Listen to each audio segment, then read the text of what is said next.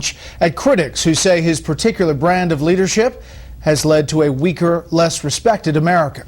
He is also outlining a vision for a more discreet, flexible, and focused military as he deals with a crisis over veterans' care at home and a dizzying array of foreign policy challenges overseas, from what could be an emerging Russia-backed civil war in Ukraine to a decision to get more involved in the Iran-backed civil war in Syria, from U.S. preparations to evacuate its citizens from increasingly dangerous Libya to efforts to combat rising al-Qaeda-tied terror groups, such as Boko Haram in Nigeria.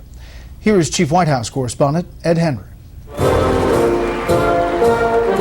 Returning to West Point, where he announced a surge of U.S. forces in Afghanistan 5 years ago, President Obama said today he feels haunted by the deaths of soldiers, and it's time to rein in military power one day after he declared all U.S. troops will be out of Afghanistan in 2016. Just because we have the best hammer does not mean that every problem is a nail. A commander-in-chief on defense, insisting he does believe in American exceptionalism and lashing out at critics who call him weak. America has rarely been stronger relative to the rest of the world. Those who argue otherwise, who suggest that America is in decline or has seen its global leadership slip away, are either misreading history or engaged in partisan politics. Yet a near majority of the country, 49%, disapprove of the president's handling of foreign policy in the latest Fox poll. 39% approve. We are not weak, we are unreliable.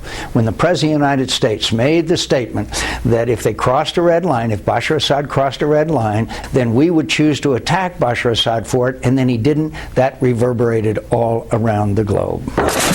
On Syria, the president again pledged more support to the rebels, but was vague on details. In a blistering editorial, the Washington Post charged the president has been aloof on Syria, adding, quote, the Afghan decision would be understandable had Mr. Obama's previous choices proved out. But what's remarkable is that the results also have been consistently bad. The heat on the president has only intensified since he was asked by Fox 1 month ago today to define the Obama doctrine. You hit singles, you hit doubles every once in a while. We may be able to hit a home run. Today's speech had been billed as another turn at bat.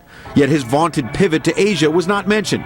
Neither was the Mideast peace process. And when it came to Ukraine, the president glossed over Russia's annexation of Crimea.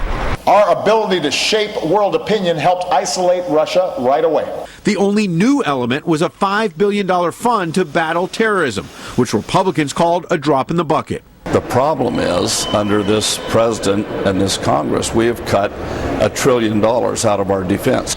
Now, as the president talked about restraint for the military, he also talked about maybe them taking on a new task, climate change, which he called a creeping national security crisis, and said the military may be called in to help deal with natural disasters. Right? And what's the latest with the White House releasing that name of the CIA station chief in Afghanistan? Well, Republicans on the Hill are saying that this idea that the White House counsel is going to investigate the White House itself is not good enough. There's likely to be calls for the Justice Department to launch a separate criminal investigation as to how this leaked out. Today, Jay Carney, the White House spokesman, said it's perfectly appropriate for the White House counsel to handle this to make sure it doesn't happen again. But interesting, Carney has not had an on-camera briefing in several days, in part because of the president's travel schedule. Expected to have a briefing here at the White House tomorrow. Going to be a lot of questions about exactly who at the military put this CIA official on the original list, who at the White House failed to catch it, and whether anyone is going to be held accountable, right? But it shouldn't be that long of an investigation, right?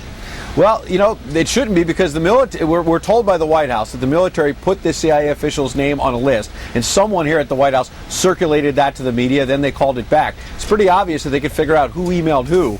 And that could probably be pretty quick, Brett. Yeah, Ed, thank you. Despite President Obama's frequent declaration